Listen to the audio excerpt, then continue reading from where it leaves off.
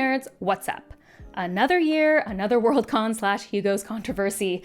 This year, it is over Worldcon's use of ChatGPT to vet potential panelists for this year's Worldcon. Even as a verified AI bot hater, I have never once even used ChatGPT and wouldn't know where to begin. Even I felt like this controversy at first seemed a little overblown. Articles were comparing it to being as bad as past controversies, like when nominees who qualified for an award got dropped because of perceived issues with Chinese politics, or when votes got flooded to specifically uphold only white male authors. In comparison, this one did seem much lesser in my opinion. And while overall I may still feel like that, I will say digging deeper into this controversy raised a lot of interesting philosophical questions that I think deserve a deeper look. What are the optics of using AI tools as a science fiction convention specifically set up to honor creatives and authors? Not only is science fiction a genre that is rife with commentary on artificial intelligence, but as pointed out, these artificial intelligence tools are often being trained on people's creative works and thus are being stolen from without their permission. Additionally, recently there's been a huge focus on the potential environmental impact of AI, another topic that sci-fi covers extensively. As we dig deeper into this controversy, it will also bring up things like, what does it mean to vet panelists for controversy? And how does that maybe tie into a lot of our conversations about moral art and the morality of the creator? So let's dive right in, starting with a brief overview of the actual controversy, which has maybe some details that you might have missed if you just read headlines. So I don't know how initially the information about Worldcon using ChatGPT got out, but most news sites point to an April 30th blog post posted on the official Worldcon blog as kind of the start of all this. It was posted by Kathy Bond, a chair of Seattle Worldcon. Dear Worldcon community, we have received questions regarding Seattle's use of AI tools in our vetting process for program participants. In the interest of transparency, we will explain the process of how we are using a large language model, LLM. We understand that members of our community have very reasonable concerns and strong opinions about using LLMs. Please be assured that no data other than a proposed panelist's name has been put into the LLM script that was used. The sole purpose of using the LLM was to streamline the online search process used for program participant vetting, and rather than being accepted uncritically, the outputs were carefully analyzed by multiple members of our team for accuracy. We received more than 1,300 panelist applications for Seattle Worldcon 2025. Building on the work of previous Worldcons, we chose to vet program participants before inviting them to be on our program. We communicated this intention to applicants in the instructions of our panelist interest form. In order to enhance our process for vetting, volunteer staff also chose to test a process utilizing a script that used ChatGPT. The sole purpose of using this LLM was to automate and aggregate the usual online searches for participant vetting, which can take up to 10 to 30 minutes per applicant as you enter a person's name, plus the search terms one by one. Using the script drastically shortened the search process by finding and aggregating sources to review. Specifically, we created a query including a requirement to provide sources, and entered no information about the applicant into the script except for their name. As generative AI can be unreliable, we built in an additional step for human review of all results with additional searches done by a human as necessary. An expert in LLMs who has been working in the field since the 1990s reviewed our process and found that privacy was protected and respected, but cautioned that, as we knew, the process might return false results. The results were then passed back to the program division head and track leads. Track leads who were interested in participants provided additional review of the results. Absolutely no participants were denied a place on the program based solely on the LLM search. Using this process saved literally hundreds of hours of volunteer staff time, and we believe it resulted in more accurate vetting after the step of checking any purported negative results. We have also not utilized an LLM in any other aspect of our program or convention. Well, predictably, the community did not take this well. Most backlash revolved around the idea of, we can't believe you're using ChatGPT, which is a program that is literally being trained on and stealing artists' and authors' works.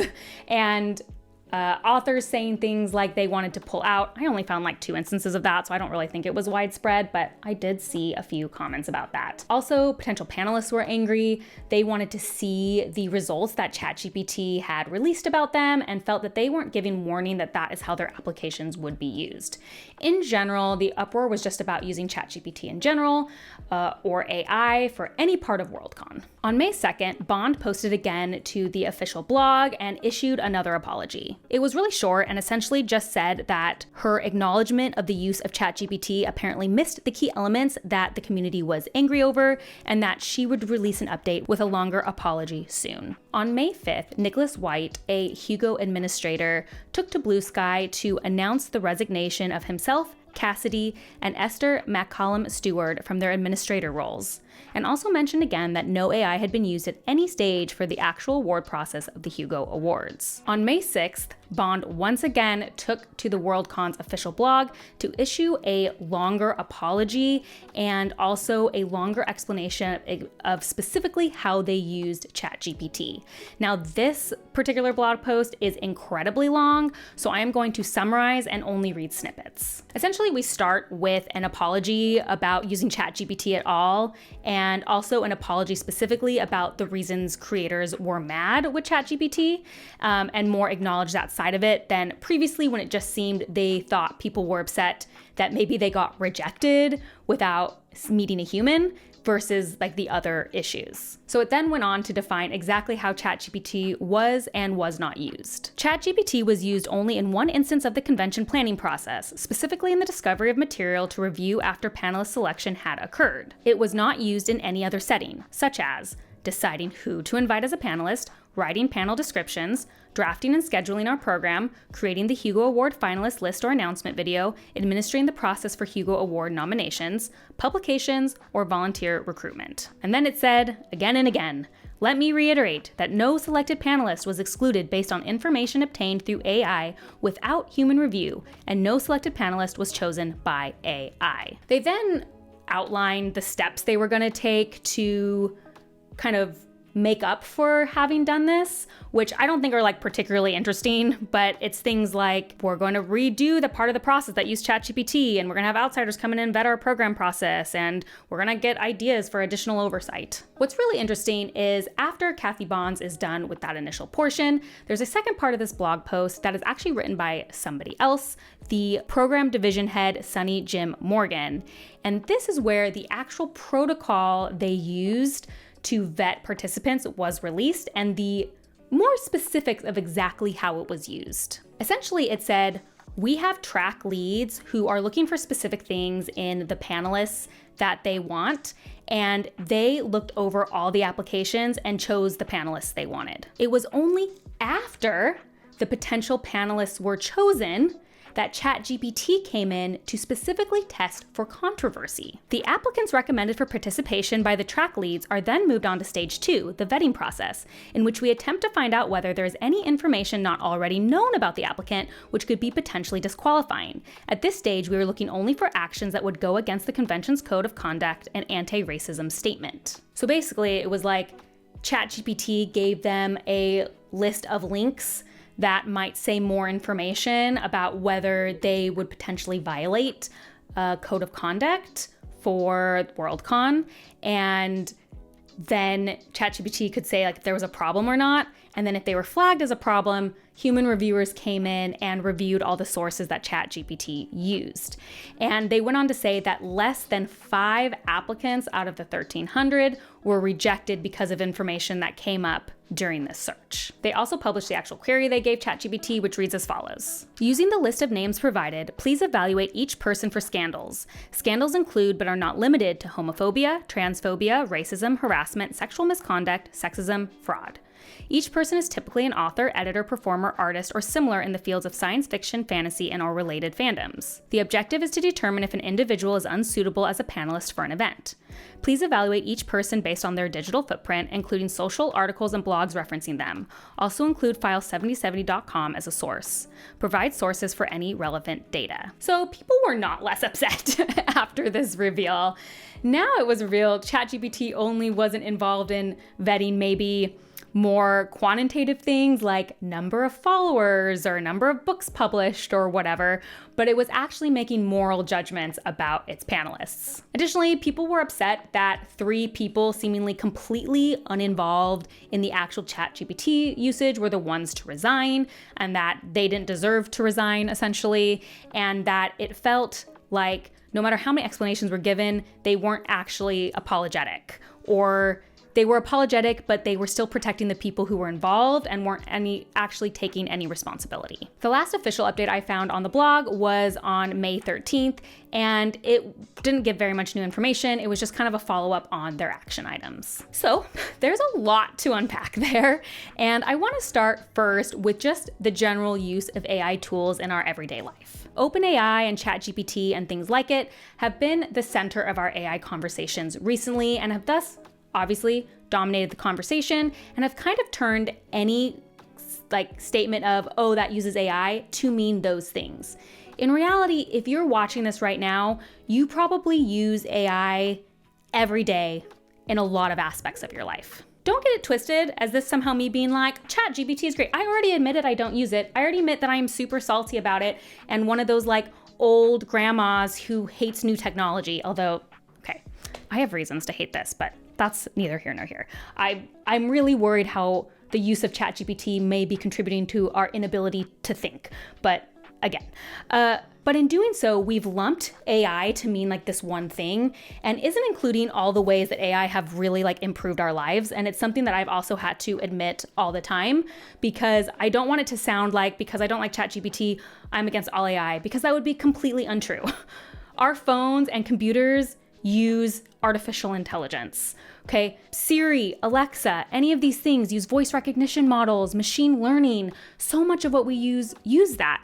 And it's not all just frivolous, bad, taking over creativity. In fact, I visited Japan last year and I used a translate app, which was incredibly useful for getting around a country where I didn't speak the language. And it was incredible. I could hold it out to someone and they would speak and I would speak into it and it was great. That uses language learning models, point blank. I think this is always an important thing to bring up, and I brought it up in every time I've talked about AI on this channel, is because it muddies the water. What uses of AI are okay and what aren't? And how do we always make those distinctions? Now, obviously, there's things I super disagree with. I do not like how AI is being used to take over the roles of creators. There is this distinction that sometimes is difficult to make and know where the line is. But generally, I feel like when we're talking about AI today, we are specifically talking about the generative AI that has become very popular in the last couple years that we are using to do everyday tasks like emails, but could also be used to create writing and art. So on the surface, this particular use of AI and ChatGPT seems pretty harmless in terms of, isn't this what people are mostly talking about when using AI to take over the meaningless busy work tasks that nobody wants to do? I mean, if we take them at face value, the panelists were all first vetted by a human, and ChatGPT was mostly just used as a way to gather sources to check into things, and that a human still checked on them. No denying that ChatGPT could come up with a list of links and resources faster than an individual searching. And yes, have we talked yet about the fact that by trying to avoid controversy in their panelists, they actually created a controversy? If we take what they did in isolation, this seems like it just saved time of slogging through hundreds of links. But it's not in isolation. And because of that, we need to talk about some of those philosophical arguments that I brought up in the beginning. I want to say a couple of things first. One, I find it kind of odd that the first blog post brought up that there were 1,300 participants. As per their explanation of how ChatGPT was used, the initial number of applicants wouldn't have mattered at all. So either A, they used that number just to make themselves sound better and like it was a harder task, or B, they're actually lying about the extent that ChatGPT was used when picking panelists. For the record, I went on their site and copy and pasted all the panelists they have listed, put it into Excel documents to see how many there were, and there are 821 panelists this year. So, still a large number to go through and vet individually, but less than 1,300. And then second, just for full disclosure, this will be the first Worldcon I attend because it is in my home state. And because of that, I also applied to be a panelist this year and was accepted. So as this controversies come out, I recognize that my name was put through this protocol. And I am just deadly curious about what came up on me. I feel like there was probably some videos that got flagged.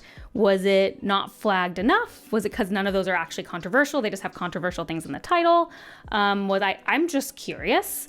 But yeah, I'm technically a part of this. So one thing that's come up is the morality issue of this. I think people are having a harder and harder time really discussing the gray area of where morality and amorality intersect with works and art and creators of art. I've certainly talked about it several times on here about at what point do you take into account an author or creator's personal views when regarding their works? Is it the responsibility of a consumer of art to always know the opinions of the creator they are consuming? Is it okay to remove works from public access because we do not like the creator or they have done reprehensible things? And I feel like this vetting of panelists unintentionally is bringing up similar feelings and ideas as those conversations, even though they're a little different. Of course, this A doesn't have anything to do with AI, and B is very different when we're talking about the actions of a company or an entity versus an individual. From what I can tell, this type of vetting would have happened whether or not they used ChatGPT to do it.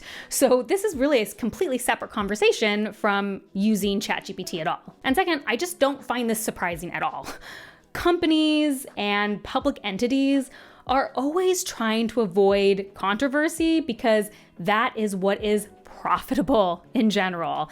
It is very normal for brands to vet their spokespeople and the like. And for Worldcon, the panelist is probably the closest thing they have to a spokesperson. So the fact that they are vetting them this way, if people didn't know already, makes a lot of sense. And I don't know, maybe they've been open about that in the past, but it's just a thing that kept coming up within this conversation. Now, it might feel a little weirder because there are authors and artists within these panelists, and it's like, how are they being vetted? Is it if there's bad, improper opinions in their books? Is it their personal life? To what degree are we being vetted? And it's kind of extra weird on top of the whole controversy. I think it was last year, right? Or was it the year before? I think it was last year about authors' works being pulled even when they made nomination lists because of the content of their books. However, at this point, anything we kind of talk about is a little bit of a stretch and speculation. We do not know why those less than 5 people were removed from being a panelist from this search, and we will likely never know. I highly doubt they are going to blast those names or even why they weren't permitted to be a panelist. And so because of that, I'm just gonna have to assume this is just a regular normal vetting process for the big things. Really more interesting to me than anything else is the use of AI in an event that celebrates science fiction. First, science fiction writes about artificial intelligence literally all the time. Recently, I made a video where I compared all 3 Blade Runner adaptations to each other. So the book that came first, obviously, Do Androids Dream of Electric Sheep, and then Blade Runner and Blade Runner 2049. In that video, I talk about sci-fi's kind of view of AI in general and in popular media, and then how the 3 iterations of Blade Runner specifically tell us about changing opinions regarding tech and AI through the different years that they were created. One of my favorite Ursula K. Le Guin quotes comes from her introduction to The Left Hand of Darkness. Science fiction is often described and even defined as extrapolative. The science fiction writer is supposed to take a trend or phenomenon of the here and now, purify and intensify it for dramatic effect, and extend it into the future. If this goes on, this is what will happen. A prediction is made. The purpose of a thought experiment, as the term was used by Schrödinger and other physicists, is not to predict the future. Indeed, Schrödinger's most famous thought experiment goes to show that the future on the quantum level cannot be predicted, but to describe reality, the present world. Science fiction is not predictive. It is descriptive. I just love this description because I find that it's really true. Now, that doesn't mean sci-fi can't feel eerily predictive. I have read sci-fi from decades ago that feel like they could have been written today. But really what our sci-fi does is reflect the ideas, ideals, feelings, and fears of our current time, projected, as Ursula K. Le Guin said, to the extreme. And so I don't think it's a surprise that a lot of the media we consume now involving AI focuses a lot on the humanity of it. A lot of our current stories aren't about this AI evil overlord anymore that will turn on everybody, but rather what the humanity is in that AI and how to keep the human emotion and connection. In a strange way, this makes me think that humanity is more worried than ever about human creation and what it means to be human and what it means to create art. Instead of being worried about a singular nuclear AI event in which it takes over the world in its robotic ways, we are more worried about this slow, pervasive effect in our lives and how it might mean the extermination of emotion, connection, human touch. By making our AI more human than ever, I think it's not reflecting less fear of AI, but rather more fear of what we are losing. So yeah, it's like sort of weird that people working for Worldcon, which I'm just gonna assume are huge sci-fi readers and lovers, just like didn't think about that at all, or like the use of AI for a sci-fi convention. Of course, let's not ignore another huge topic in science fiction, which has always been environmentalism and the use of resources by humans. A lot of recent conversations have been focusing on the intense energy use that chatbots like ChatGPT use on our electrical grid and energy grid and the environment, and how the rise in use of these tools could spell disaster for our energy uses and the environment in the future. Now, I will admit, as I researched that, the data is long and complicated, and there is a lot of factors that I think get ignored. We're talking about collective use, not individual use, which of course that's anything. Anything done on an individual level usually isn't as bad as a collective level. But also it's hard when it's not compared to other energy sucks, like, I don't know, is using ChatGPT worse than me uploading YouTube videos?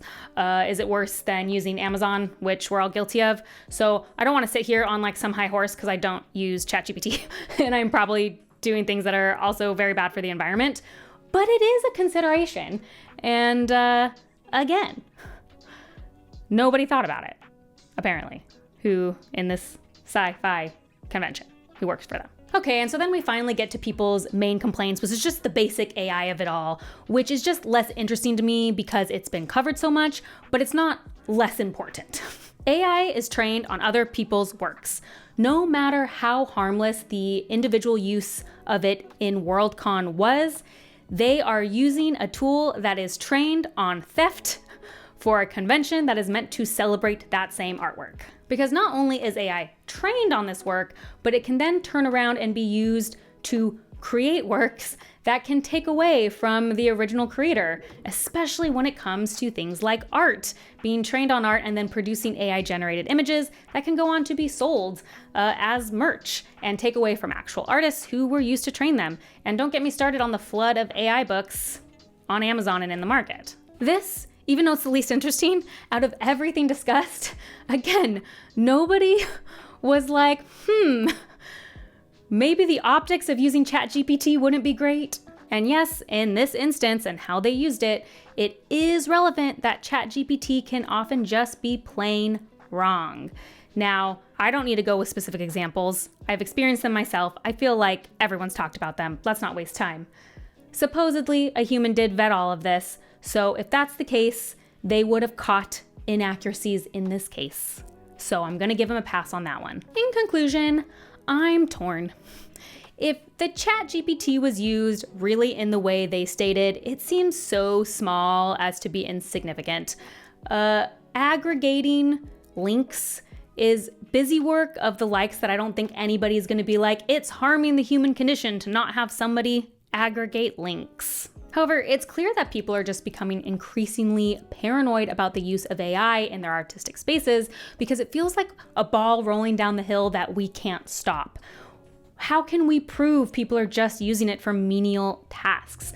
How can we prove that it won't be used on our stolen work? Because if it's being used like that at all, it means even if you're using it for these sorts of things, you are contributing to the companies that are profiting off of these things. How are you using a product that can also be used in this way that has caused harm to our community in such an intense way, even if you are not using it in the harmful way? In this way, I think that's what the reaction is really about.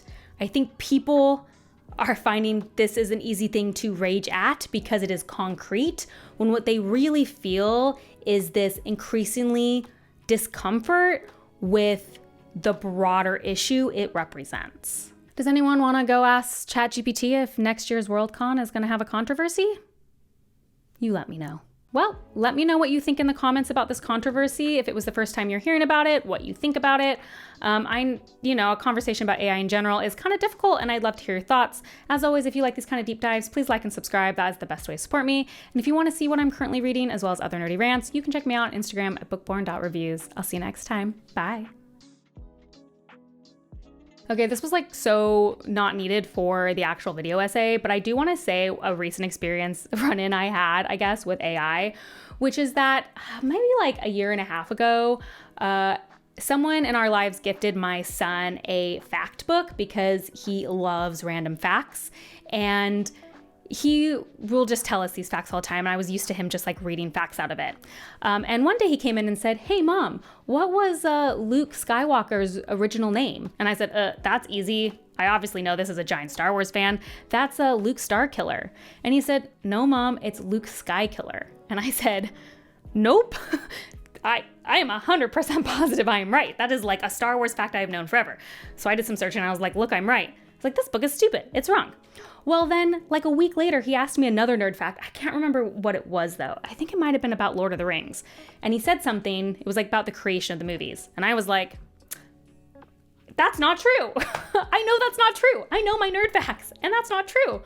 And he didn't believe me, because apparently the book matters more than what your mom thinks. And I looked it up. Well, that happened a while ago. I didn't think much of it other than this person has no idea what they're talking about and didn't fact check things. But an article popped up, and on the cover of that article was this exact book that is my son's book, and it was an article about AI-generated fact books being sold on Amazon. And all of a sudden, everything made so much sense.